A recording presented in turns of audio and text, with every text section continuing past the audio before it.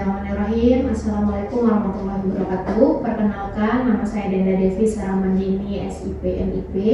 Saya merupakan dosen tetap Universitas 45 Mataram, program studi ilmu pemerintahan, Fakultas Ilmu Sosial dan Ilmu Politik.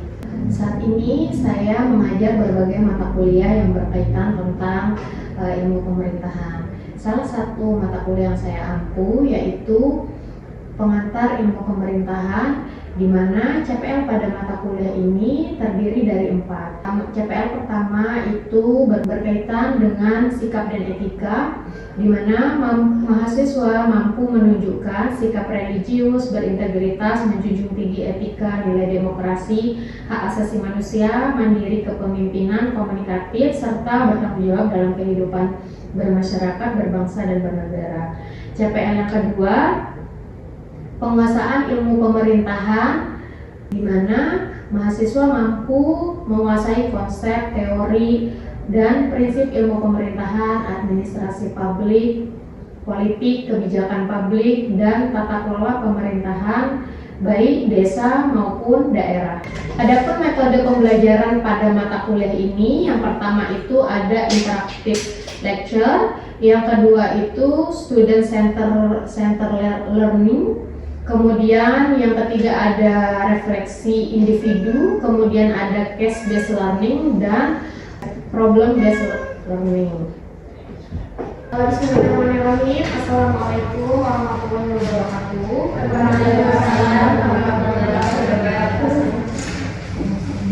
Baik teman-teman, hari ini kita akan belajar terkait dengan pengantar ilmu pemerintahan.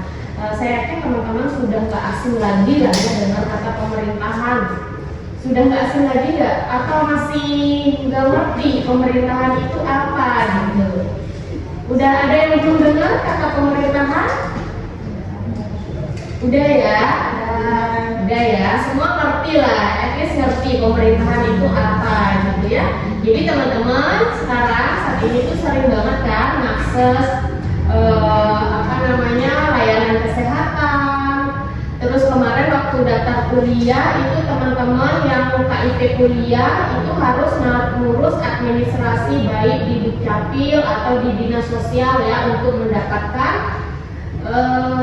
status kurang mampu begitu ya. Itu adalah bagian dari pemerintahan. Nah, nanti kita akan belajar ya ini bagaimana sih pemerintah ini berjalan begitu ya. Kemudian bagaimana pemerintah menjalankan pemerintahan di dalam suatu negara gitu ya. Nah, sebelum kita mulai pada materi, terlebih dahulu Ibu mau menjelaskan ya. Jadi di dalam mata kuliah ini ada beberapa indikator penilaian ya. Yang pertama itu teman-teman mahasiswa mampu menjelaskan konsep dasar dan ruang lingkup pemerintahan secara tepat. Kemudian yang kedua, mengidentifikasi objek material dan objek formal dalam ilmu pemerintahan. Kemudian yang ketiga, menerapkan konsep ilmu pemerintahan untuk menjelaskan fenomena penyelenggaraan pemerintahan yang ada di Indonesia. Kemudian yang terakhir itu teman-teman mampu menghubungkan perkembangan ilmu pemerintahan dengan tata kelola pemerintahan yang modern gitu ya. Nah, itu nanti kita akan belajar banyak ya selama 16 kali pertemuan termasuk dengan UAS dan juga UTS ya. Kita banyak akan belajar terkait dengan dasar-dasar ilmu pemerintahan yang akan mengantarkan ke teman-teman pada mata kuliah lanjutan. Jadi kalau belum mengerti hakikat ilmu pemerintahan itu apa, maka selanjutnya di next step di belajar mata kuliah yang lain akan insya Allah akan bingung gitu ya. Jadi agar tidak bingung, makanya kita harus belajar pengantar ilmu pemerintahan terlebih dahulu. Oke. Yang pertama, kita akan belajar hakikat ilmu pemerintahan, atau pasti teman-teman bertanya-tanya lah ya, meskipun sudah paham gitu ya, sudah pernah merasakan ya bagaimana sih rasanya dilayani oleh pemerintah itu gitu ya. Teman-teman orang tuanya wajib bayar pajak ya, punya motor semuanya orang tuanya, atau ada yang belum punya motor di sini? Ya, itu adalah salah satu aktivitas pemerintah juga gitu ya. Atau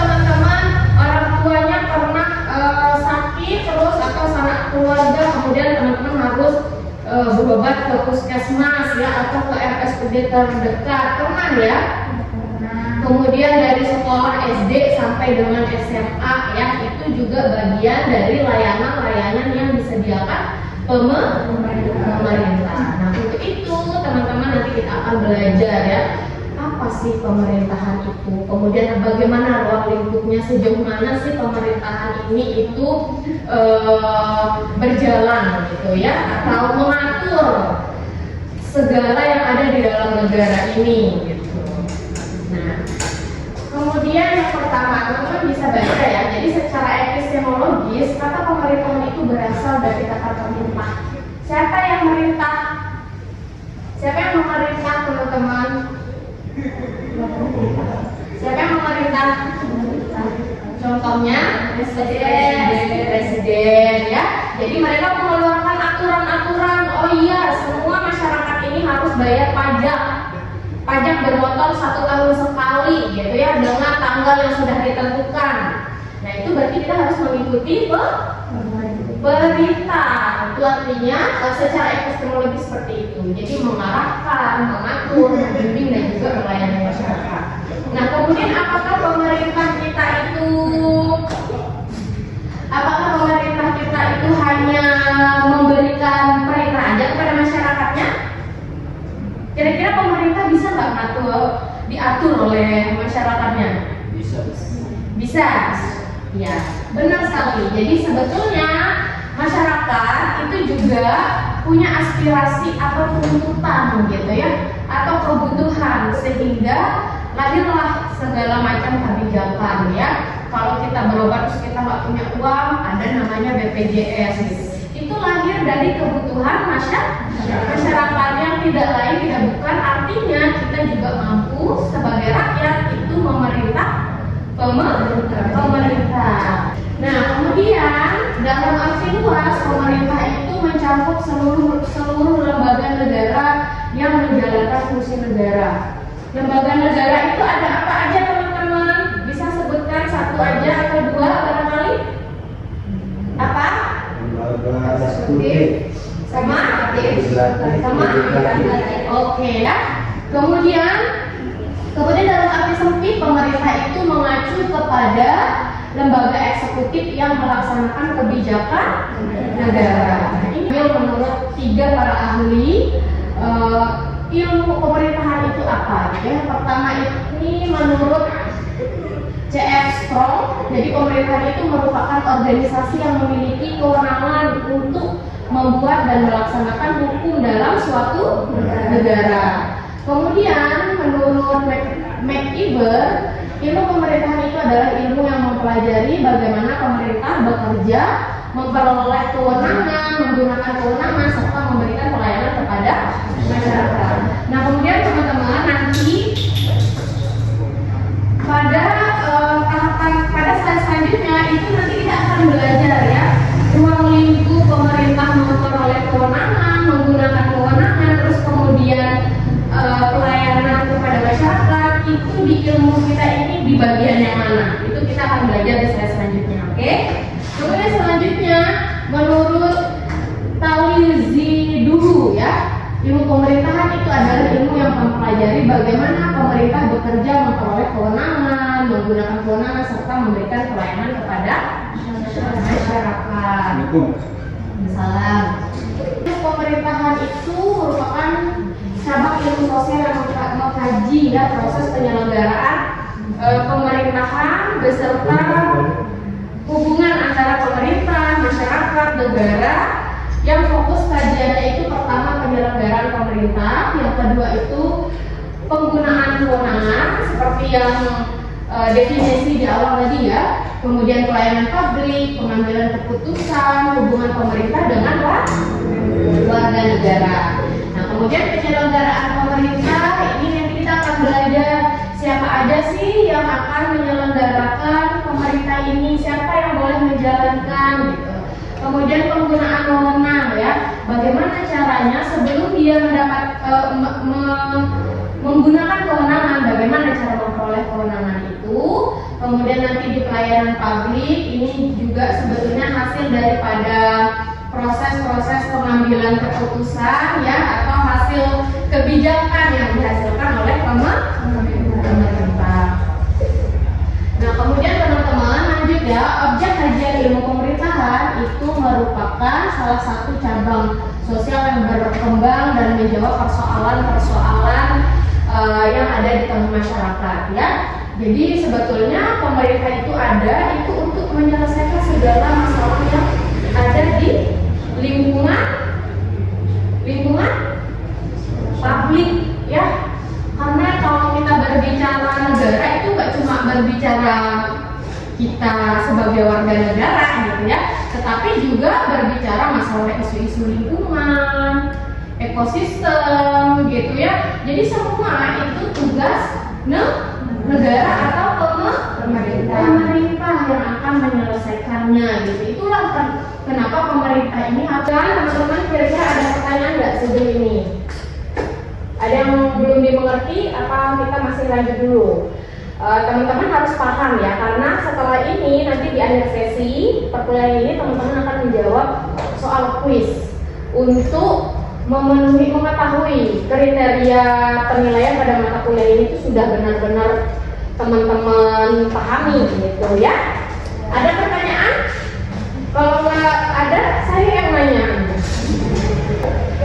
Jadi setiap disiplin ilmu itu memiliki objek material dan objek formal. Begitu juga dengan yang di ilmu pemerintahan. Nah, jadi ketika objek material di ilmu pemerintahan itu meliputi pertama organisasi pemerintahan, penyelenggara pemerintahan, hubungan pemerintahan dengan masyarakat, pelayanan publik, kebijakan publik, birokrasi, otonomi daerah, pemerintahan daerah. Jadi yang selanjutnya objek formal itu fokus kepada bagaimana pemerintah memperoleh kewenangan, terus bagaimana pemerintah menggunakan kewenangan, terus kemudian bagaimana pemerintah menjalankan fungsi pelayanan, kemudian bagaimana pemerintah membangun hubungan dengan masyarakat dan lain sebagainya. Kemudian teman-teman, pertanyaan yang pertama, teman-teman kira-kira bagaimana sih caranya pemerintah itu memperoleh kewenangan? Bagaimana kira-kira? Bagaimana ya?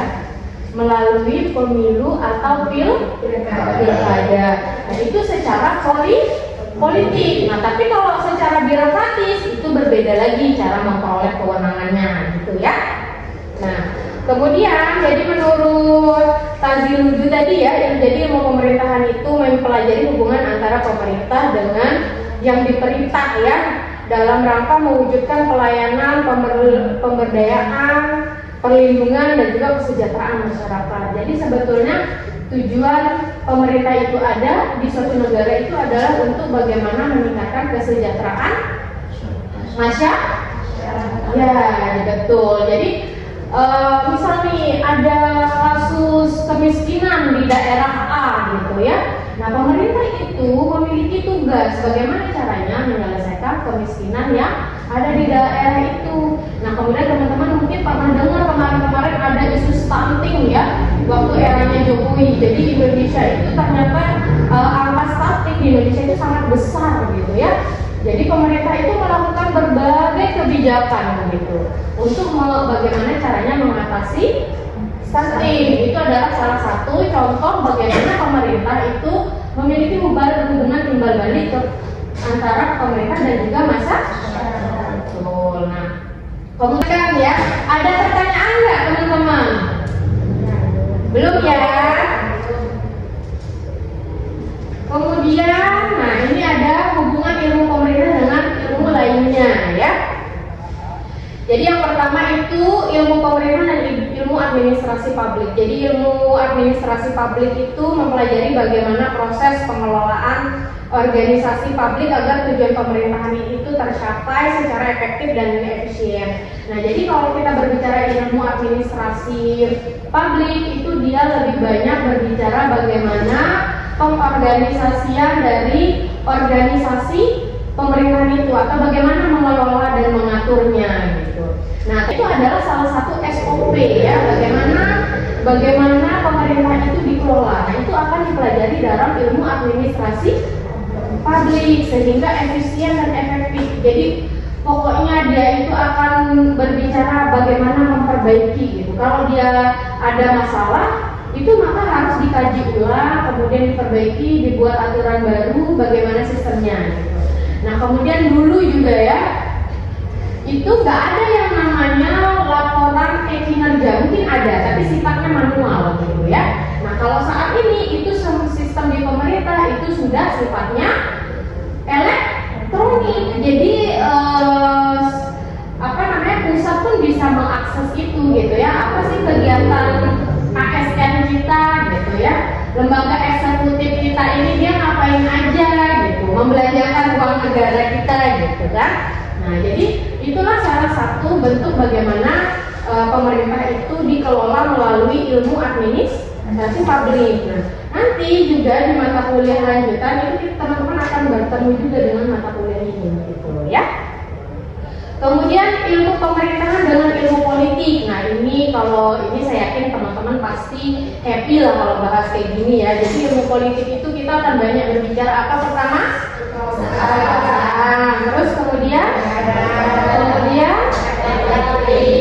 kemudian pemilu, berpolitik, demokrasi. Nah, kalau kita berbicara hubungan ilmu pemerintahan dengan ilmu politik, itu syarat akan bagaimana cara kita memperoleh kekuasaan.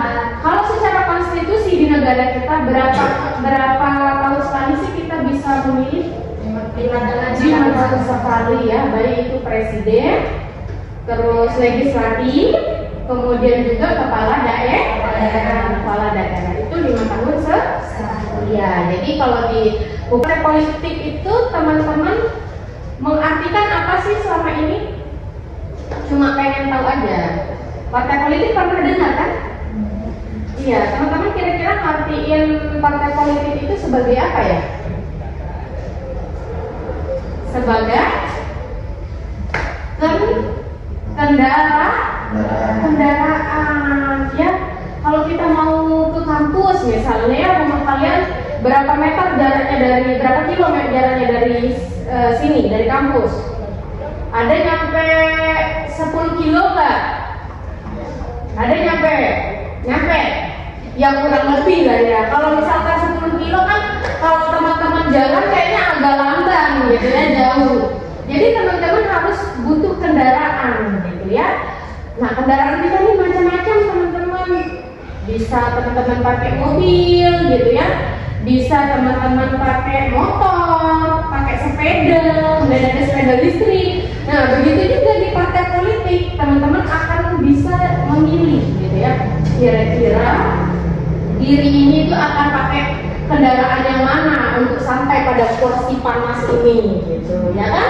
Untuk sampai kepada kekuasaan yang teman-teman gapai. Ya, kalau jabatan politik itu apa aja teman-teman? Pertama itu ada kepala daerah, presiden, kemudian anggota legislatif. Nah, kalau teman-teman bercita-cita jadi anggota legislatif, itu maka teman-teman harus memilih nanti kendaraannya pakai yang mana gitu.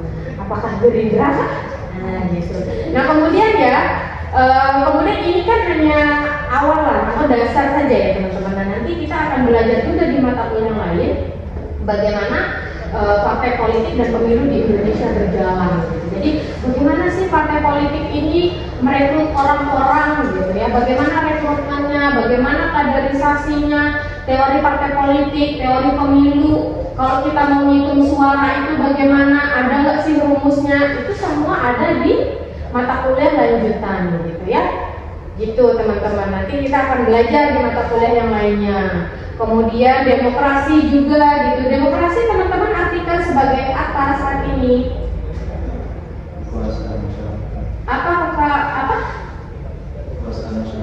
Kekuasaan masyarakat. Kemudian apa lagi? Selain kekuasaan masyarakat, apa lagi ya teman-teman? Kemudian apa lagi teman-teman? Kalau kita berbicara demokrasi, teman-teman pernah lihat demo nggak? Pernah lihat demo ya? akhir-akhir ini kayaknya agak sering ya negara kita melakukan mahasiswa-mahasiswa terutama melakukan demonstrasi ya. Nah, itu adalah salah satu perwujudan dari bentuk demokrasi itu sedang berjalan gitu ya. Jadi bagaimana masyarakat itu memberikan masukan ya terhadap pemerintah atas ketidakpuasannya terhadap kebijakan-kebijakan yang dihasilkan gitu. Kemudian bentuk lain daripada demokrasi itu adalah bisa jadi kita pada saat pemilu ya. Pada saat pemilu kan teman-teman di KPU kan didata ya siapa yang boleh milih, semua boleh milih ya. Sudah bisa milih kan? Sudah ya. Jadi sudah cukup umur, sudah dewasa teman-teman ya. Nah kemudian itu nanti ketika kita berbicara pemilu itu demokrasi ya. Jadi salah satunya itu adalah teman-teman memilih calon pemimpin ya, kepala daerah, presiden, DPRD, kemudian DPR RI, DPD gitu ya. Kan nyoblos tuh satu-satu orangnya gitu. Siapa yang kira-kira di hati gitu. Nah kemudian sebetulnya bentuk lain secara substantif ketika demokrasi itu berjalan adalah ketika teman-teman atau kita ya itu dilibatkan dalam setiap keputusan yang mau diambil oleh pemerintah atau proses berjalannya pelaksanaan penyelenggaraan pemerintah itu kita bisa mengawasi gitu. Kita punya ruang lah untuk misalnya memberikan masukan secara mudah gitu, aksesnya melalui website. Kemudian juga pada saat pengambilan keputusan musrembang itu teman-teman diundang. Teman-teman pernah ikut musrembang? Belum ya? Belum ya, mungkin nanti kalau sudah lulus ya. Kalau sudah lulus kan karena teman-teman sudah dianggap mampu gitu ya. Nah kalau teman-teman sudah diundang itu artinya adanya partisipasi ya. Jadi itu salah satu bentuk daripada demokrasi berjalan di Indonesia gitu. Kemudian selanjutnya di sini ada hubungan ilmu pemerintahan dengan kebijakan publik ya. Jadi kebijakan publik itu merupakan ilmu yang mempelajari tentang perumusan kebijakan, implementasi, kemudian evaluasi kebijakan. Jadi teman-teman kan seperti yang kita bahas di awal ya, teman-teman sudah pernah merasain namanya berbagai hasil kebijakan pemerintah. Pertama KIP. Di sini siapa yang KIP? Ada berapa orang? 1, 2, 3. KIP enggak? 3, 4. KIP Mas Adil? Enggak, bukan. Oh kaya ya. Orang chef dia. Ya. Jadi teman-teman kan itu sudah merasakan sebetulnya itu bagian daripada kebijakan publik, hasilnya, produknya itu namanya kebijakan publik.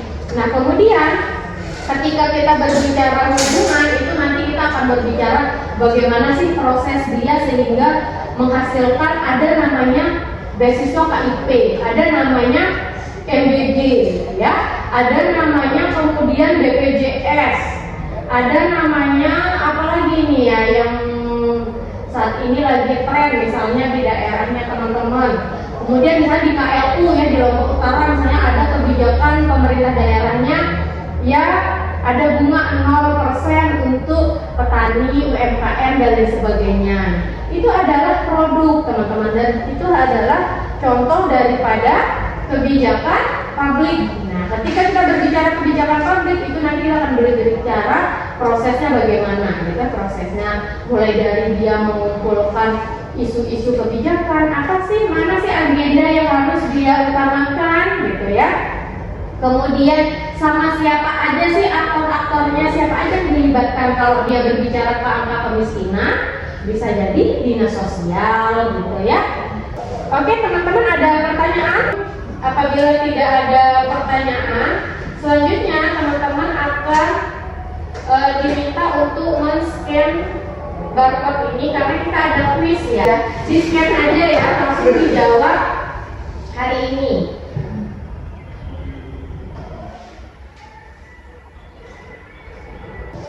Udah ya? Sudah di-scan? Oke. Ibu beri waktu Berikut adalah contoh soal kuis yang diberikan kepada mahasiswa di akhir sesi pertemuan ini.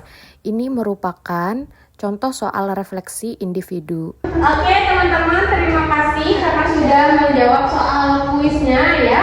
Jadi mari kita tepuk tangan untuk pertemuan ini. Keren ya semuanya, jadi jangan lupa belajar, oke?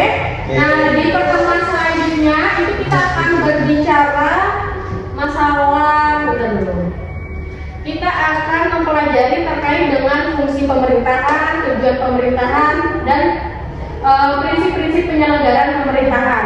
Nah, minggu depan itu kita ada tugas kelompok ya, teman-teman harapannya bisa membagi kelompok mulai dari minggu ini. Jadi sebelum minggu depan, sebelum pertemuan minggu depan, teman-teman sudah ada kelompoknya ya. Oke, satu kelompok 3 orang aja. Oke, terima kasih teman-teman. Jangan lupa absensinya diisi ya. Saya tutup pertemuan sore hari ini. Wabillahi taufiq wal hidayah. Wassalamualaikum warahmatullahi wabarakatuh.